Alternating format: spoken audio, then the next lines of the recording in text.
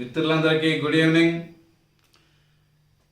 Group 2 mains science and technology విజయ వ్యూహాలు dynamic current affairs పై షార్ట్ నోట్స్ రాసుకోవడం ఎలా అనే విషయాన్ని డాక్టర్ గోపాల్ రెడ్డి సార్ని అడిగి తెలుసుకునే ప్రయత్నం చేద్దాం. Welcome sir. Good evening sir. ఈ సైన్స్ అండ్ టెక్నాలజీలో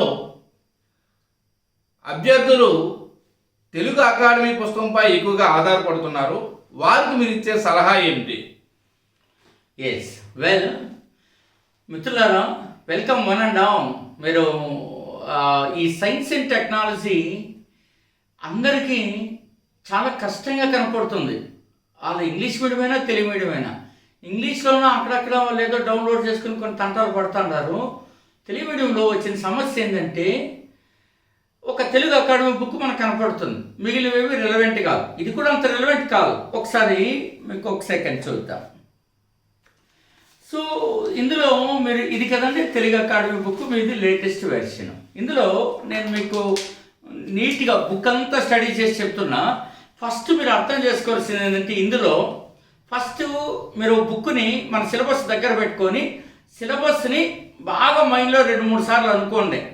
ఎట్లా? ఉదాహరణకి చూడండి, ఇస్రో ఇటీవల చేపట్టిన తాజా ప్రయోగాలు, ఆ తర్వాత అంతరిక్ష మిషన్లు అని ఉంది కదా. ఫస్ట్ యూనిట్ గురించి మా దాంట్లోనే ఎక్కువ సమాచారం.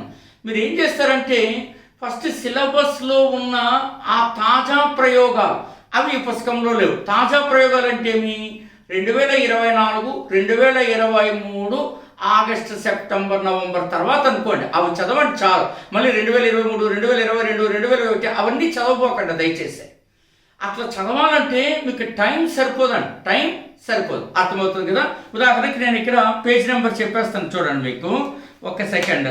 అంతరిక్ష సాంకేతికత అని ఉంది కదా, దీంట్లో మనకు దాదాపు ఇది 100 పేజీలు ఉన్నాయి. స్పేస్ టెక్నాలజీ, అంతరిక్ష సాంకేతికత. మీకు దాదాపు 10 పేజీల సమాచారమే అందులో మీకు ఉపయోగపడుతుంది. అందులో ఫస్ట్ టైప్స్ ఆఫ్ వెహికల్స్ అంటే అదే మీకు తెలుసు కదా, SLV3, ASLV, GSLV, ఓకేనండి. ఇంకా అట్లా తర్వాత మనకు ఈ మార్క్ 1, 2, 3 ఇట్లా ఇవన్నీ కూడా.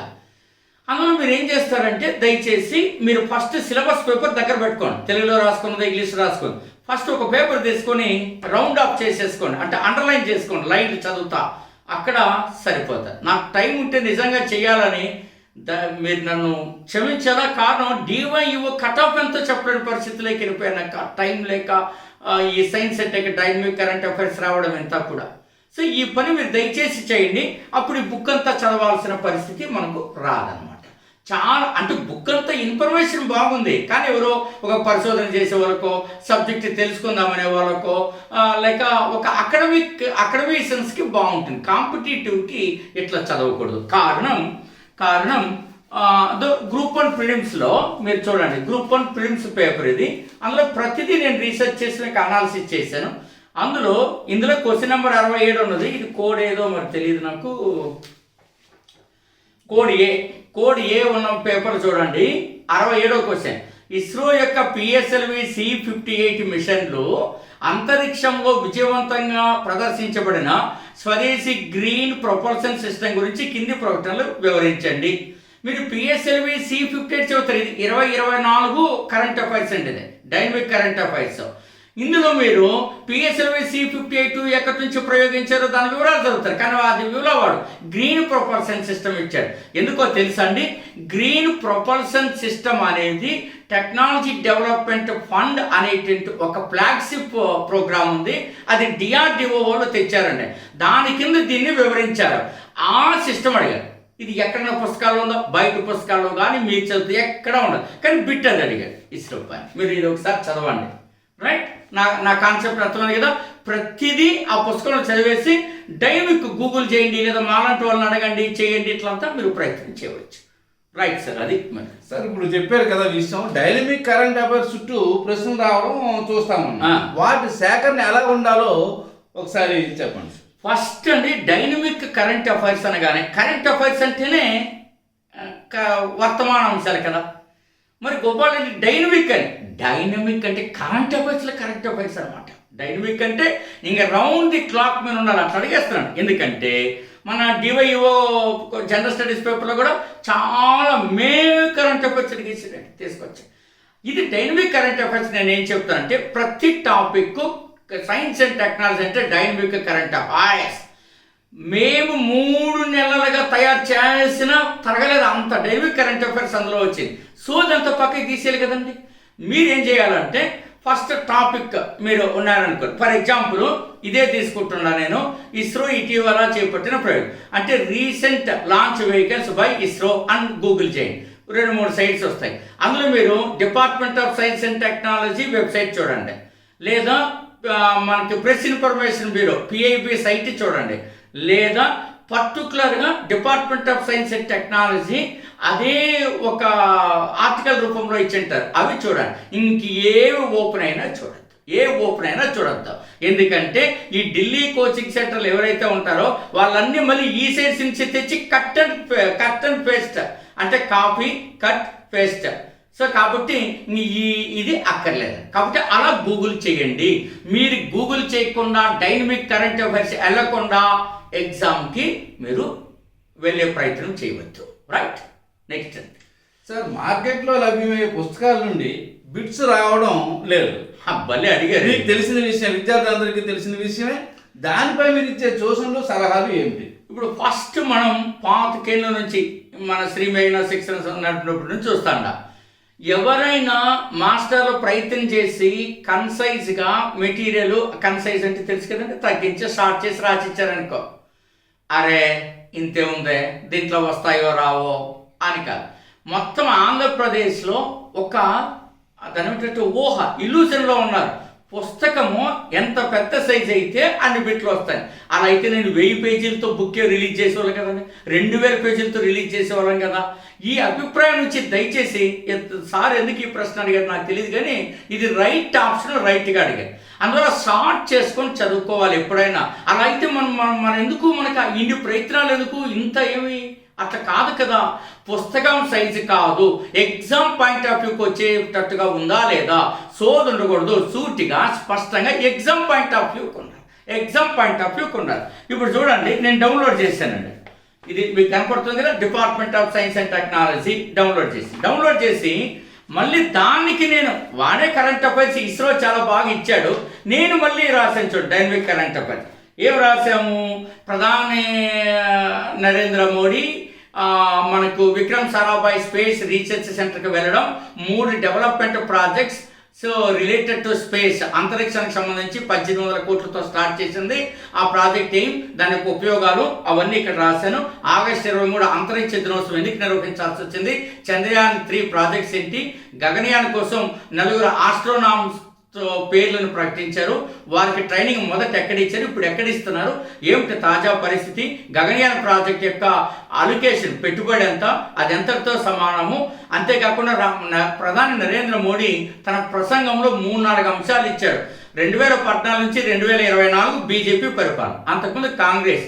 ఈ పరిపాలనలో స్టార్టప్స్, అంకుర సంస్థలు అంటారు, అంకుర సంస్థలు ఎంత శాతం వృద్ధి చెందే ఇచ్చారు. అది మీకు ఖచ్చితంగా రాబోయే పేపర్లో అది స్టేట్మెంట్స్ రూపంలో వస్తుంది. Mark my words.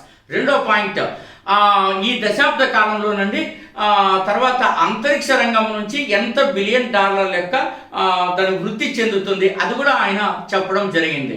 ఇవన్నీ మీకు ఎక్కడున్నాయి, మీరు వెతకండి. Department of science and technology వెబ్సైట్లో నీట్గా ఆయన ప్రసంగం అంతా ఇచ్చిన అవి రాసుకోవాలి. ఇది మనం చేయాలి, ఇది డైనమిక్. రెండోది ఇక్కడ చూసారా, నేను ఇవన్నీ మీకు తెలియచెప్పడానికి చూస్తున్నాను. మిషన్స్ అకంప్లీషన్ అని ఇచ్చాడు చూసారా, అకంప్లీషన్ అంటే సాధించినవి. అవి ఏమిటి చూడండి, స్పేస్ క్రాఫ్ట్ మిషన్స్ ఎన్ని సాధించారు, తర్వాత satellites realised by private players or students ఎన్ని చేశారు, అంతేకాకుండా foreign satellites launched by ISRO ఎన్ని. ఈ ఫిగర్స్ పైన రేపు క్వశ్చన్స్ రాబోతున్నాయి.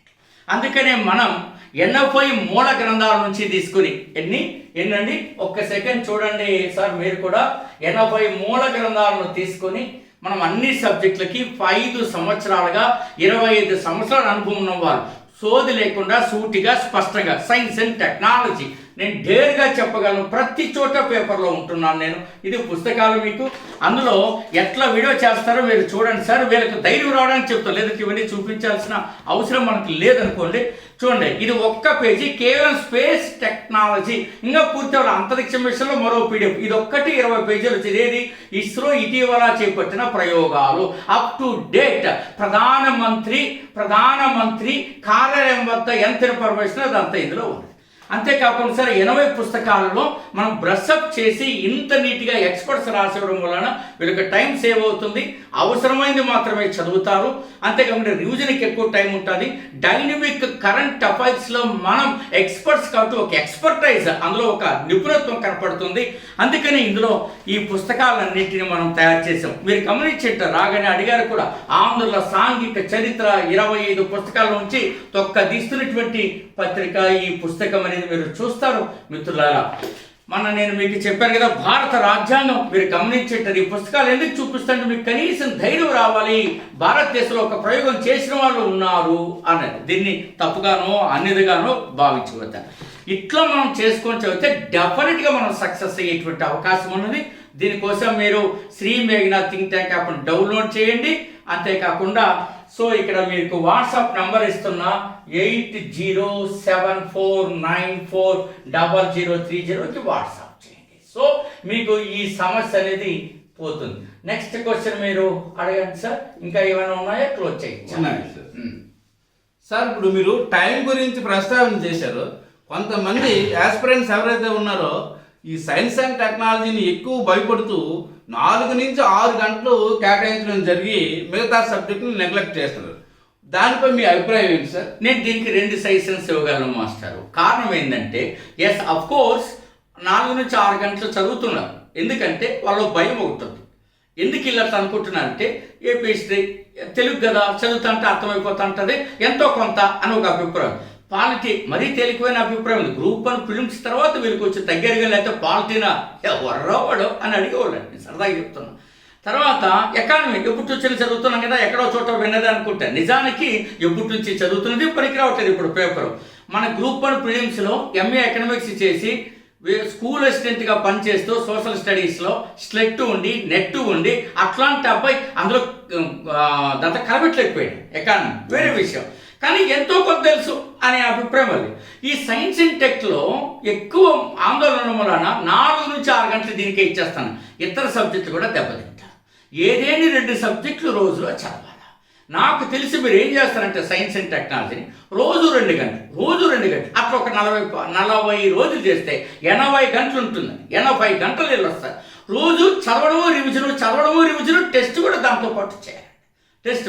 అప్పుడు మీకు కాన్సెప్ట్ ఎట్లా మారుతుంది అనేది మీకు ఖచ్చితంగా అర్థమవుతుందండి. అప్పుడు మీరు ఖచ్చితంగా సక్సెస్ అయ్యేదానికి ఛాన్సెస్ ఉంటాయి. కాబట్టి ప్లీజ్ డూ దట్. మీరు రోజుకి 4 నుంచి 6 గంటలు చదవద్దు. Enough 2 hours. ఫస్ట్ నేను సైన్స్ ఇచ్చానే అండర్లైన్ అది చేసుకున్న తర్వాత మీరు చదివితే బాగుంటుంది.